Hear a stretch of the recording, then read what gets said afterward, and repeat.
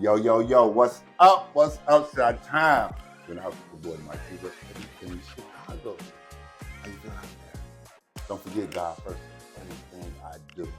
Don't forget to hit that like button. Don't forget to follow, share, and subscribe.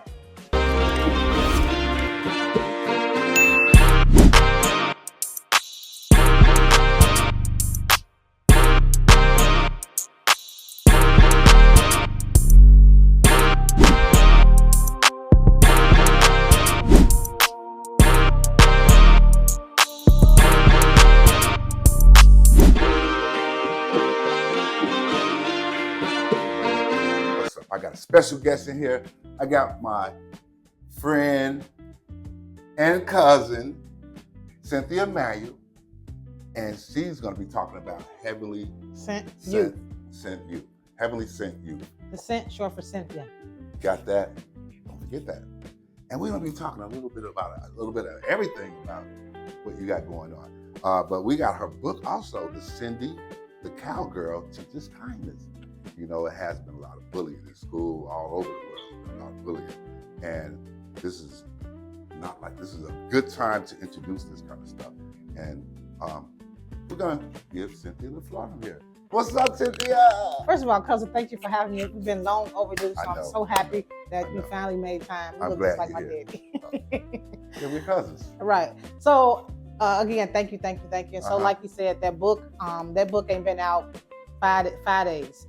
You guys know the bullying that's been happening in schools, and so on that book, you guys see that mascot. I got an actual mascot that I put on, and we're doing a tour. And so we started in North Londale, 24th Ward. Shout out West Side. I'm a West Sider.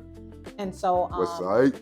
Thank you to Miss Moorhead over at Learn Roman Butler on Holman. She allowed me to come in and do my presentation about bullying, the effects of it, so on and so forth. And then I popped out with my mascot.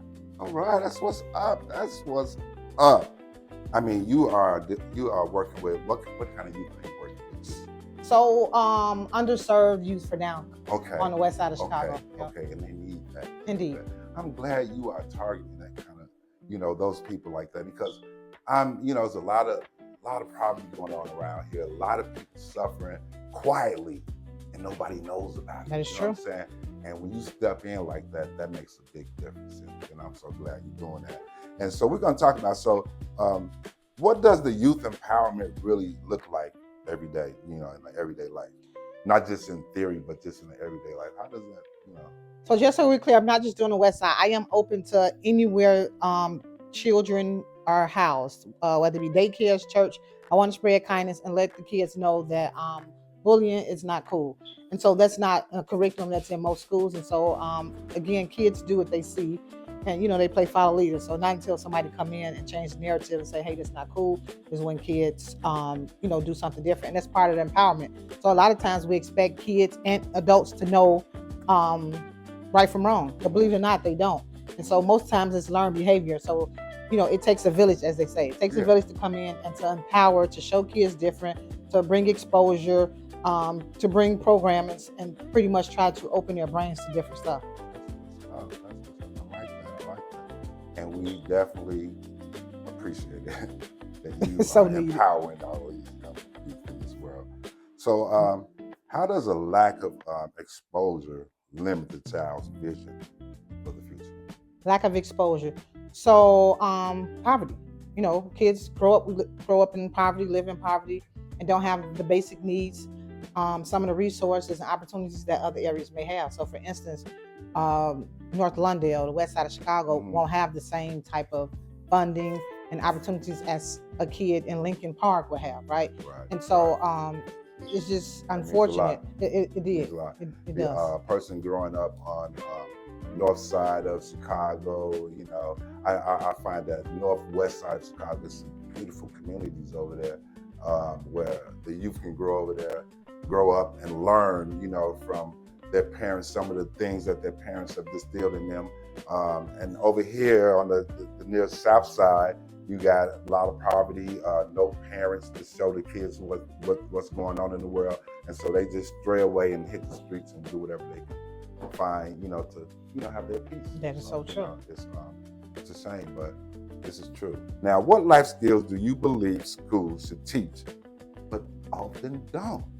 Financial literacy, trade, critical thinking. And the reason I said that, let's start with financial literacy. So you got a lot of rappers in poverty, right? Uh-huh. And so now somebody see them, now they get a deal. First thing they do, first of all, ain't nobody reading what do you call it thing?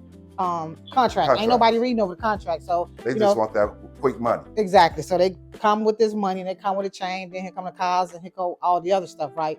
And so not even, maybe I say give them a 2-year run, and then they bankrupt, right? Seriously. And so now you got the people that's in charge. They got them locked in for 4-5 years. Now you see them trying to do solos, branching off, trying to, because they got to pay them people their money back. Right. So I think that's real. I think that's what needs to be taught in schools for sure. Addressed. Oh yeah, indeed.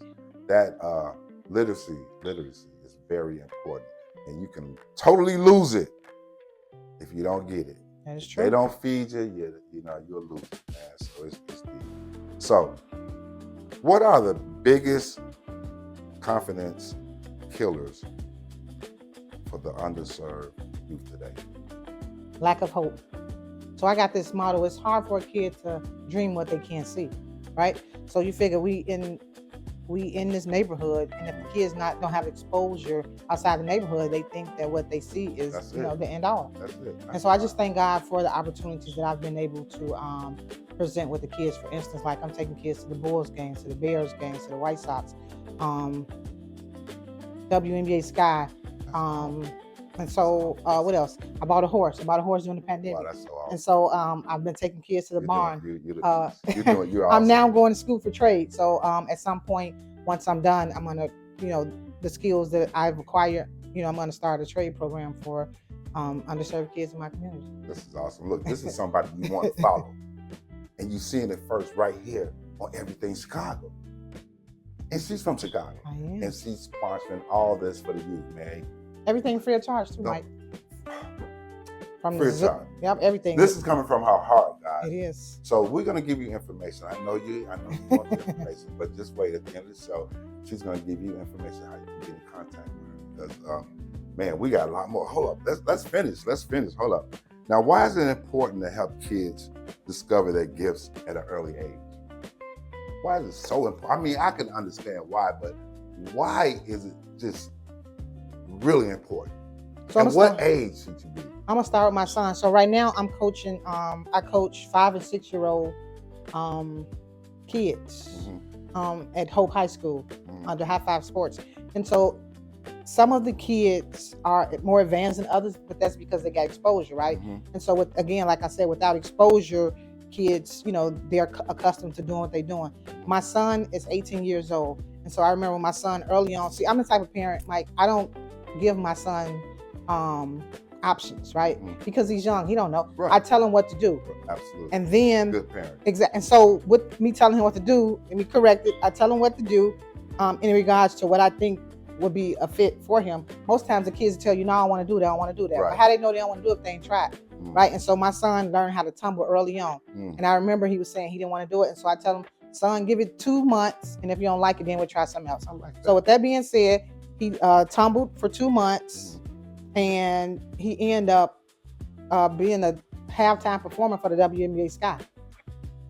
So he's been with the WNBA Sky for like 4 years now, up until Angel Reese came, because they changed it, and now they got an all girls tumbling team. Wow. And so again, swimming. He didn't want to swim. And so we end up taking a trip to Disney World, and it was an opportunity for us to swim with the dolphins. And so, but you had to have some type of water experience. And because we did at the Parks District, he was allowed to go in as well. So. See, that's good parenting skills, and that's teaching your child what to do at an early age. Correct. I like that, and then that will go with them the rest of their life. Absolutely. That's good. Good. And that's how parenting should be, And a lot of these kids are lacking that parenting skill, and you are bringing it to life, doing what you're doing. I mean, it's awesome.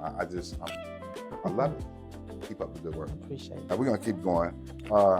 Now, what role does responsibility play in building strong future leaders? Responsibility. Okay. So I think that responsibility plays an extremely important role because kids have to be held responsible for their choices and or the things that they do. So without being held accountable, kids all over the place. Case in point, you guys see what's happening on the news. Even with the government, they used to have a curfew that's holding the kids accountable because the kids now know if I can't be out here past this time or something gonna happen. So without accountability and responsibility, kids out here doing whatever. Yeah, they need to be responsible now. I mean, parents are not gonna always be there. And some of these kids get themselves in such a bind that nothing the parents can do about it. That's true.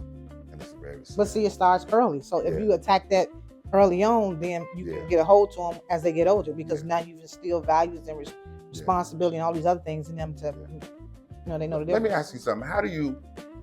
I'm asking you this, how do you, in these days and times with these new kids, these new youth, they are so stuck on social media. They are so stuck on these PCs and these phones.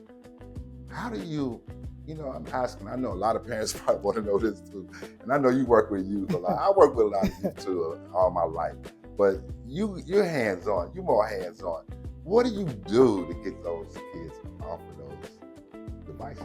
So you just heard me mention all the things that I got. So I use the tools and I use the things that I have. So for instance, like if I get Bulls tickets, okay, so now I got some bait for them. Yeah. And so like for instance, I'll be starting on the end of this month on the 30th, I'll be starting a girls mentoring program. Okay. And so what my ask is that they put their phones up because if your parent needs to get in contact with you, they have my number and they they got the Parkish number. Right. And so I need y'all undivided attention. So of course some gonna still pull their phone out, so on and so forth. But then so as they get to know me, they'll understand. Right.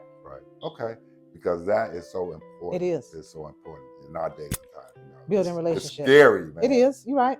There's no more conversing anymore at the family table anymore. I agree.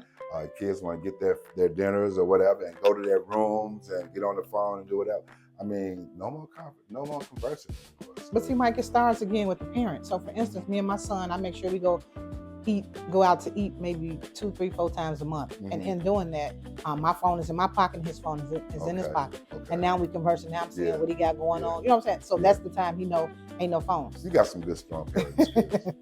I wish I had them. That's good. That's good. All right. Here we go. Why do small little skills like communication, like what we was talking about, management lead a big leadership outcome? So in order for you to know what's going on with a person, you got to communicate, right? So case in point with the bullying. So a kid is being bullied. And so even with my book, that's part of my one of my curriculums. Kid is being bullied. If you don't say anything, Mike, I don't know what's going on, even with my son. And that's why it's so important for me to sit at the table with him regularly to see what's going on. Because if he's not communicating with me what's going on, what can I do about it, right? Nothing I can do about it. And so with the kids, it's important, parents, that you guys engage with your kids, put those phones down, spend at least 4, 5, 6 hours a week with your kids, talking to them, seeing what's going on, because there's so many things behind those gadgets. I was at a school, and I think the school was kindergarten through 4th graders, and I was asking, and we were talking about cyberbullying. And I think one of the 1st graders was like, yeah, I got a TikTok. And so I explained, and so exactly, right? Scary. And so I was explaining to the parents that the game, like Roblox, TikTok, all those other games, they could possibly be playing with people old as you and I, and you wouldn't know it. And it happens all the time. You see on the news that these kids, they run away and then you find out they quick baited. Yep, exactly. So parents, y'all can't be so quick to just push these gadgets in these kids' faces, and allow that to raise your kids, because there's some strange people behind that internet. Wow. Yeah, you heard it from her, Cynthia Manuel.